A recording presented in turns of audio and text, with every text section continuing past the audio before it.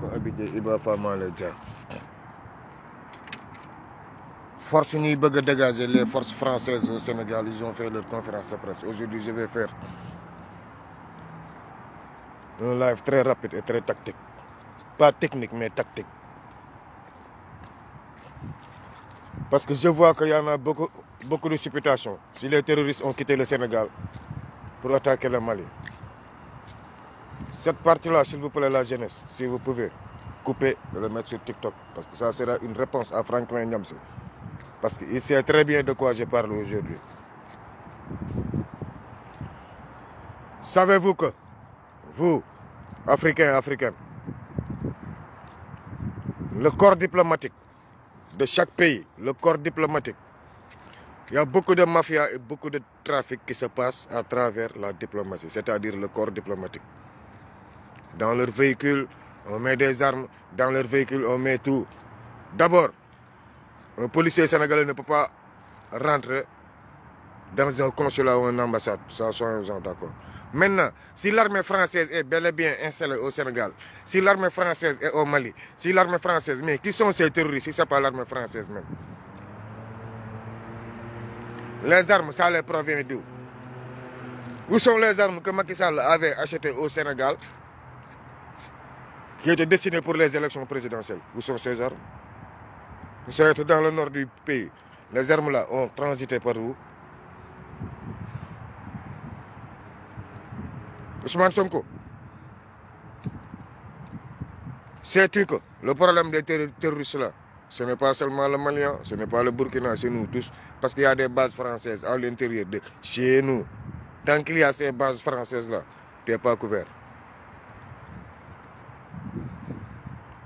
Comment on déstabilise un pays? Ça, Franklin Nyamse sait très bien comment on déstabilise un pays. Et lui, s'il dit, je signe, je persiste, il travaille pour le panafricanisme, c'est faux. Ils ont des buts très bien précis et moi, je ne suis pas dans ce genre de buts. Je ne suis pas dedans.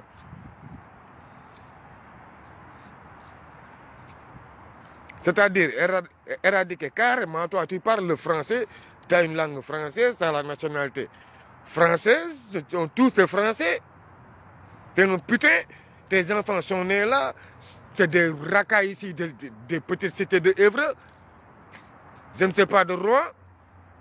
Maintenant tu viens là et puis tu veux foutre le bordel. Non, non, non. Franklin Nyamse, c'est un ami intime. Intime, je vous dis, intime. De la fille de Paul Biya d'abord. Qui finance à travers beaucoup de choses, et comme Alassane Ouattara. D'après la visite de Bassirou Diomaye Faye. D'après la visite de Bassirou Diomaye Faye. D'après la visite de Bassirou Diomaye Faye. Alassane Ouattara n'est pas tombé d'accord sur beaucoup de choses avec Bassirou Diomaye Faye. Raison pour laquelle le financement qui fait traîner, ce Franklin Nyamse, le financement qui le fait traîner, vient des mains d'Alassane Ouattara à travers Macky Sall qui a été, Franklin Nyamse a été reçu par un des émissaires de Macky Sall ici même en France. Je signe, je persiste. C'est le gars là qui a financé son voyage du Mali là pour qu'il aille trouver là-bas Ousmane Sonko et puis saboter l'arrivée de Ousmane Sonko. J'ai honte quand je suis que il y a des activistes qui travaillent pour leur poche et non pour l'Afrique. Allahu Akbar. Inna lillahi wa inna lillahi raji'un. Où est la conviction? Heureusement que je me suis très tôt séparé de vous. Heureusement, je me suis très tôt séparé de vous. Parce que j'ai vu que moi, quand je viens, je vois des pachas devant moi, des Français devant moi qui veulent venir défendre mon Afrique. Là où je viens moi, là où je comprends mieux que vous. Vous tous, les panafricains qui vivent là, qui sont nés là. Non, non, non, vous n'êtes pas des Africains. Et vous, Africains, les complexes que vous êtes. Allez écouter Franklin Nyamse quand il parle. Il dit, vous les Africains. Lui, il sort du lot. Donc, panafricain, ça veut dire quelqu'un qui a voyagé, donc il est plus éveillé que vous. Donc, il met le mot Panam devant Africain, ce qui fait que vous avez son complexe. Or, vous êtes les originaux. Moi, je suis africain. Je ne serai jamais un panafricain. Raison pour laquelle, même Kémy Séba, il fait ses erreurs de l'Afrique. Comment tu peux traiter un gars qui est né en Afrique, qui a tout réussi en Afrique, tu le traites d'Africain, et puis toi, tu es panafricain, quoi. Toi, tu es plus africain que lui, quoi, idéologiquement, quoi. Mais la jeunesse, est-ce que vous vous entendez réfléchir quand j'entends des gens me parler de Kémy Séba ou de Franklin Nyamsi, quoi, jusqu'à avoir... Est-ce que vous vous entendez parler? Les panafricains, mais Cheikh Anta Diop n'est pas un panafricain. Non, non, Cheikh Anta Diop, c'est un Africain. Les Amath Dansokho, les Abdoulaye Bathily que vous voyez, mais c'est des révolutionnaires. Le mot panafricain, mais ça vient de... Mais c'est les jeunes d'ici que les Blancs ont massacré. C'est les jeunes d'Allemagne que les Blancs ont massacré. C'est eux qui se réclament panafricains. Mais moi, aucun Blanc ne m'a jamais massacré. Je ne suis pas un panafricain, moi je suis un révolutionnaire, man. Soyez éveillés. Moi, quand j'entends tout le monde dire que moi je suis panafricain, mais les Africains là doivent s'éveiller. Mais allez-vous, ouais, nique ta mère, nique ta race, man. Fuck you. Fuck you, man. Eux, tous quand ils parlent, les Africains doivent se réveiller. Parce que eux, c'est des panafricains. Niquez votre mort. Même si tu es là en France, je suis là, dépose plainte, nique ta mère devant le juge. Je vais te dire que si tu es panafricain, nique ta mère. Avec l'Afrique que tu as côtoyé avec la France, nique ta mère. Fils de pute, man. Moi, quand j'entends beaucoup de personnes parler, et puis ils nous traitent, nous les Africains, d'Africains, quoi. Eux, ils sont en France, ils sont en Allemagne, ils sont aux États-Unis, c'est eux qui comprennent mieux que les Africains. Et vous, jeunes Africains qui n'avez rien dans la tête, allez sur TikTok, vous voulez l'accepter. Jusqu'à les Ivoiriens insultent les Maliens insultent les Sénégalais insultent les Mauritaniens. Nous sommes à l'heure d'un bloc, nous sommes à l'heure de l'unisson. Vous, la jeunesse, ne vous foutez pas de nous. Si les gouvernants ne sont pas au rendez-vous, vous, la jeunesse, vous devez être au rendez-vous de l'Afrique. Ne vous foutez pas de notre gueule. Vous, la jeunesse africaine, là, ne vous foutez pas de nous. Il faut que ça s'arrête. Vous nous emmerdez en fin de compte. Il y a trop de injures dans les réseaux. C'est parce que vous n'avez rien compris. Vous n'êtes pas une jeunesse créative. 75% de la jeunesse, c'est une jeunesse de merde qui ne pense qu'à des loisirs. Aller faire des loisirs, Oscar des vacances, Premium Fête, va suivre les télés africaines. Là où à cette heure-là, va en Chine, il y a concours pour électronique, pour les enfants de 7 ans qui doivent aller à l'école primaire. Actuellement là, ils font des concours. On te donne un portable cassé, décapité, pour qu'un enfant de 7 ans fasse ça. Ça, c'est une jeunesse créative. Mais on a une jeunesse de merde qui a trop de temps, qui ne pense qu'à s'injurier toute la longueur de la journée. C'est la merde. Afrique, il faut que vous réveillez cette jeunesse-là. Vous nous foutez la honte. Faites mais merde. Qu'est-ce qui se passe avec notre jeunesse? Va en Philippines. Allez-y en Philippines, vous allez voir. Bangladesh, allez-y. Dès que tu quittes l'école, pendant toutes les vacances, tu vas créer quelque chose pour aller vendre. Tu vas créer quelque chose. Les moteurs de véhicules là, on te les donne. En tant que jeune, vous venez. S'il le faut faire 3 ans, chaque vacances, vous venez pour relever ce moteur-là. C'est déjà mort. Vous allez le faire démarrer. Ils n'ont plus besoin des usines. Vous n'êtes pas une jeunesse créative. Dieu veut la vérité. Dieu veut la vérité. Dëgg moo ma sonal. Sénégal, vous n'êtes pas créatif. Vous n'êtes pas une jeunesse créative. Fecc foo ree werante. Ka tàccu. Taaj jigéen ñi wër la ngeen ni ŋaang ñebatu. Créé leen teg sur la table lan la. Loo leen war ko créé yéen loo leen andil ndeyu réew mi mama yéen. Yaa ngeen naan Sonko Diomaye ñii naan Macky Sall mais qu'est-ce que vous avez apporté lan? Quoi de neuf? Toog fecc foo ree. benn élève si yéen mënuma andil nii benn oto bu mu dépanné ni ci vacances yi benn élève buy def sérité demu ci garage mécanique jàng si réparer électricité benn élève sérité joxuñu ko stage biir Sénélec benn élève sérité joxuñu ko stage société des eaux amul benn élève bu ñu jëlee ngay def gestion ñu yóbbu la ci banque stage te tey bii heure tey waroon na fekk yow monsieur le président bul mayeti booy yi jot étudiants yi ku si tëj ñi doog a am bac gis nga ku ci tëj yóbbu ñu ñuy defi sécurité étudiants yi prip nga yóbbu leen dans les emploi étudiant foog mu am ça devient une obligation yóbbu leen ñu commencé jàng kees ñiy defi finance dem defi kees dans les banques obligé les banques mu jël leen seeni gars yi normal yi génn dem vacances yi 2 mois ñu jox leen ay prime mais bàyyi nii jeunesse bi ñuy tol talaan dañuy am temps nekk ndey ci réseau bi di saagante suba ak ngoon jeunesse bi dañu am temps et ça joue trop ku leen ko waxul da leen ragal yéen la jeunesse ku leen waxul dëgg da leen ragal soo leen bëggee jël lépp teg ko ci nguur gi moo leen di defaral da ngeen di duul vous mentez vous la jeunesse vous mentez ku leen ne Ousmane Sonko ak Diomaye da leen di defaral lépp waxu leen dëgg man dëgg moo ma sonal Fall moomu leen ñu vous nous emmerdez en fin de compte kii moo gën diw kii moo gën diw kii moo gën diw c'est que vous êtes trop bas d'esprit allez créer quelque chose plage yëpp fees na ndeyam demal Ngor ñu ne 15 août ay hydrobase ak Joal yëpp yéen ñaata xaalis ngeen dépensé ndeyam en équipe ci biir 15 août bi vous la jeunesse dem di naan seeni lan push xaw ma loo leen di naan temps yi pour yéen ça y est à la mode quoi ça se voit que on a une jeunesse dévergondée et complexée xam nga complexe bi lan moo ko andi le temps xam nga mooy lan état moo deful li mu war a def ci jeunesse bi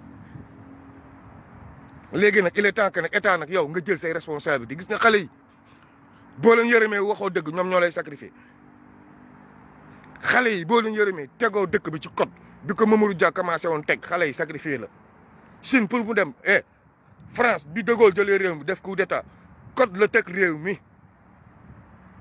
ñi fi nekkoon di dof lu ànd ak Allemagne yëpp ànd ak seeni noonu lu ñu leen def rey jigéen ñi dañ leen wat ci diggu penc bi faat góor ñi ñëpp ci yem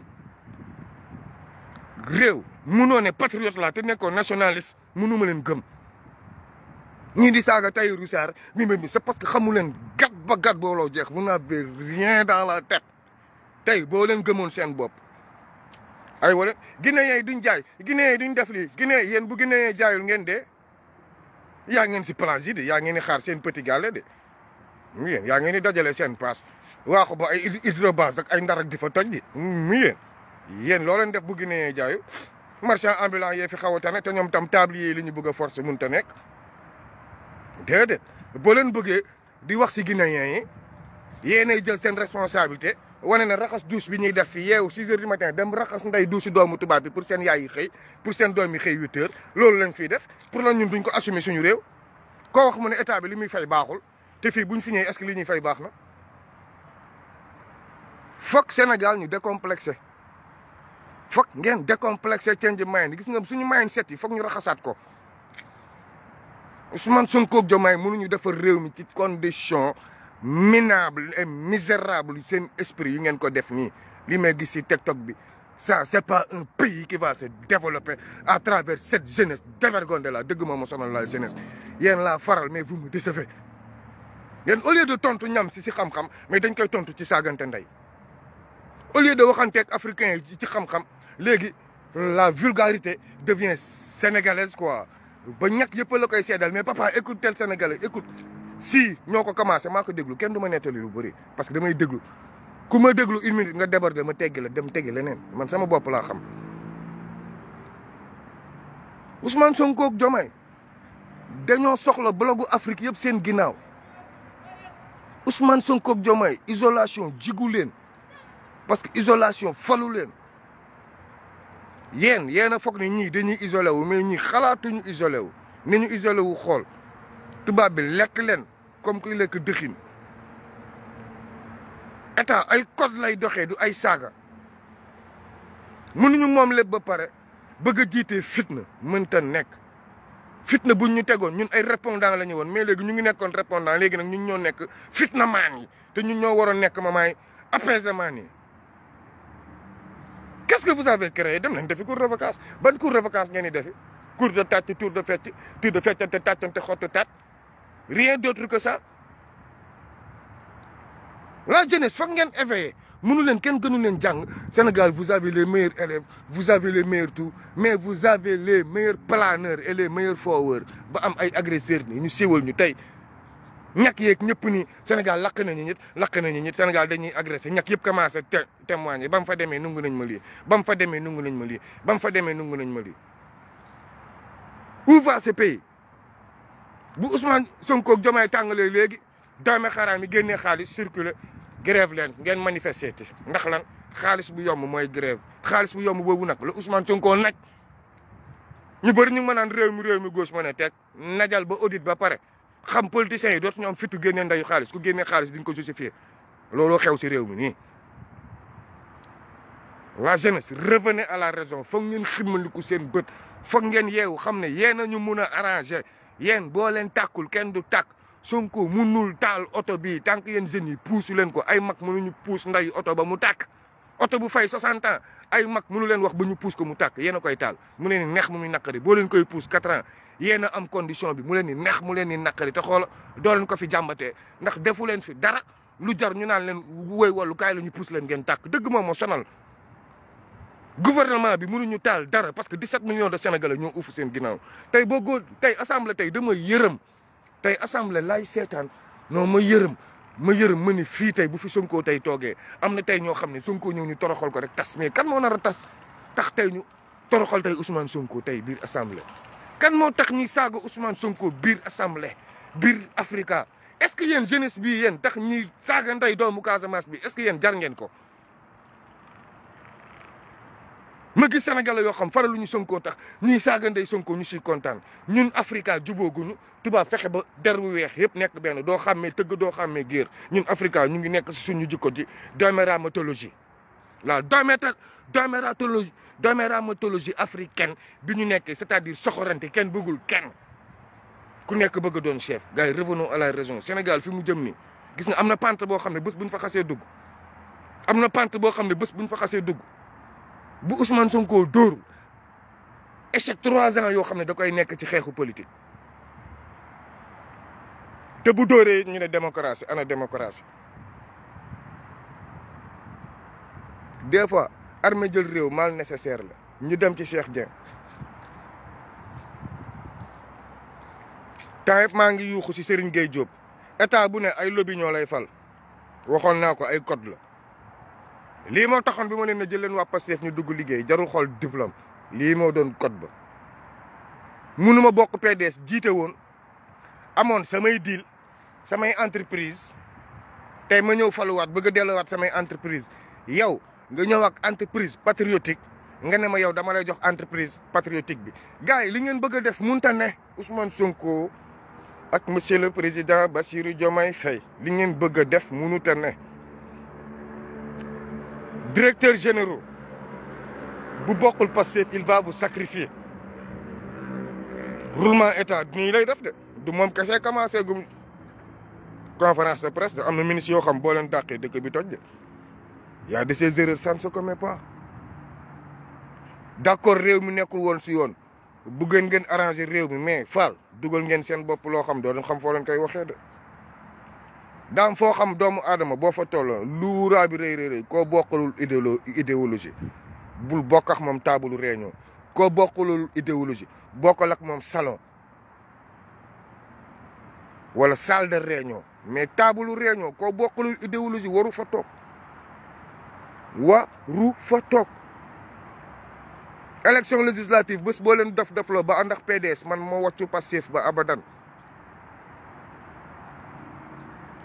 amatul raison politique de di ngeen gàddu seen courage à deux bàyyi affaire coalition yi te fal cette jeunesse Pastef là booy yi fi nekkoon xare bay bëgg a dee France fii ay boy intellectuel yoo xam ne xoola mënuñu sax wax ci politique bu ñuy wax da nga ne mais ay technocrate ay boy yu wex xatt ñu ngi fii nekk fii même pas 30 ans nekk fii France nga bëgg a jël ay màggetu PDS ay màggetu PA yi ay màggetu PIT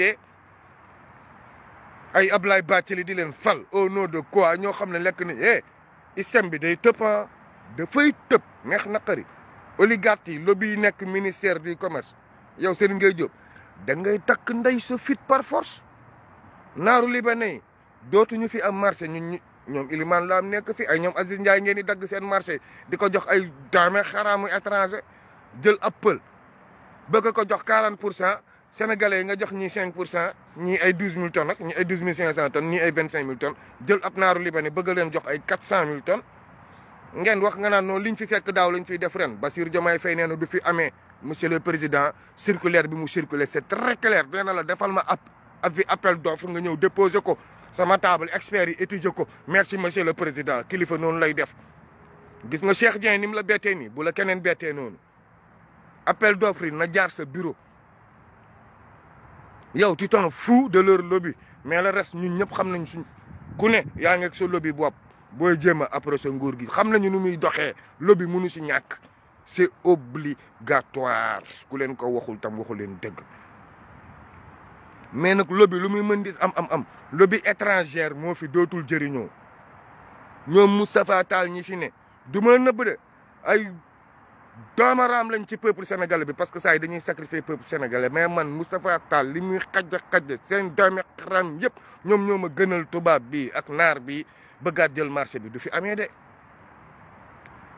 ba pare marché Sonadis bi yow Serigne Gueye Diop maa ngi ñëw nga naan marché Sonadis bi 2018 changé waat naa ko ba marché Sonadis am na loo xam ne bés yéen boo leen tapé boutique Sonadis mu am benn installation bi ma jël document yi man samay document publier ko sur le réseau internet won leen ne mosu leen am projet Sonadis da ngeen ko fekk seen table jël ko ak bi ma leen yónnee le mars bi mois de mars bi lu ma wóor laa lay waxantuuma projet bi ma leen yónnee mois de mars bi muy Sonadis boobu mënu leen ko exploiter ndax maa leen ko gën a maîtriser buñ ko tegee ci table téye ko maa leen ko gën a maîtriser kon tam xëy na nag ngeen exploiter ko ay Sonadis su Auchan seen façon mais bés bu amee benn façon du ma dugg ci yëpp balaa ngeen koo changer ndax dama maîtriser dossier boobu mën naa leen andil booy yi ko monter ay jeunes ay xale yu ndaw ñoo monter projet boobu ay xale xëy na 2018 ak léegi ñaataa yokk seen at 6 ans nay leer de ñoom moom projet boobu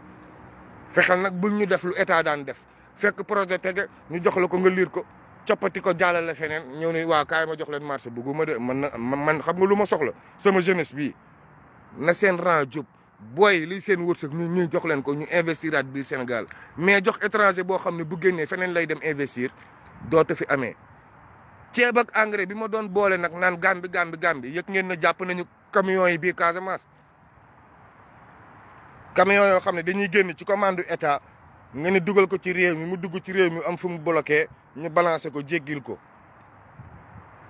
te mission bu Gambie bi militaire yi xam nañ bu leen dof xam ngeen lu may wax loolu dootu fi amee jël ay ceeb port bi transité ko pour un commerçant encaissé def seen poche booy militaire yi nekk mission di bëgg a dee ku ci wax ngeen delloo ko Sénégal dootu fi am de gars yi magoy bi fi am dans l'armée ki yëpp dootu fi am de militaires yi si boppam dañu bokk ci diilu balde bi bu ñu wàccee ceeb bi Gambie dañ koy roñ def ko ci camion militaires yi du fay suñu douane sénégalaise d'abord Guinée Bissau boo leen gisee temps yi ñoom ñëpp nekk si pénurie Gambie bloqué maa leen gën a wóoyu fuuf nee naa leen suñu làmmiñ la ñu yor boo leen def loo ñu woo autorité compétente yi affaire yi yàqu ndax soxlaatuma bokk diil duma korom kenn Cheikh Dieng nag dafa njëkk a wax yéen a ko def de yéen a fal kii yéen a leen fal yéen a fal PDS buñ keneen dina génn wax nay leer de kon boo leen di dàqati xam leen koo leen di dàq nay leer de boo leen bañee weeru nag jël leen waa Pastef ñoom ñoo bokk ak yéen idéologie ngeen fal leen c'est simple comme bonjour gis nga li Ahmed Aïdara di wax mooy waxu dëgg jël leen waa Pastef fal c'est simple comme bonjour keneen koo leen fi fal bëgg ko conditionné day bañ fii ku nekk ak say lobby gars yi nag foog ñu wax leen dëgg nag pour ñu passer clôturer si xale yi laay wax ba tey investissement xale yi les jeunes filles mères Ziguinchor bi ma yor ak yéen ñi di dem màggal Touba ak xale yi accident yi bëri na ndax ku fàtte li la fal di nga xam ne nguur yàllaa ko yor waaw wante nit ñi dañoo xeex ba fal la te ñëpp la ñu xeexee façon yëpp la ñu xeexee saayir ak baatin te comme Marème Faye Sall dugg si na fi wàcc ñi ñuy yónnee ñooñu ñeneen am na ñoo xam ne ñu ngi ci opération tëj làmmiñ comme que nag autorité yu bees yi ñoom dañoo gis yàlla ba ne yàlla moo leen fal ko yonent bi ñun seen problème mystique yooyu suñu yoon nekku ci accident yi moom jàpp leen ne du fi deñ tant que nguur gi mu ngi fi c'est l'essentiel ñoom nee nañ yàlla moo leen farak raq yàlla te comme dañuy gis ay malaaka xëy na malaaka yaa leen voteel comme fàtte woon nañu sëriñ yi bokkoon ci combat bi sax di ñaan léegi xoolal da ngay woote gars yi bloqué la duñ la sax décroché waaw na accident yi yokku ñu xam ndax El Malick Ndiaye wala Sonko mën nañ fi jëlee accident yi am na ñoo xam ne nag moom bés bu ñu leen tëjee si kaso bi waaw nañ dem comme ñoom ne nañ yàlla waaw li mun kii ni di ngeen xam Sénégal dëkk musulman la mais kenn jaamu fa yàlla ku nekk li ko neex lay def ndax kenn yéenewu fa sa morom jàmm basuma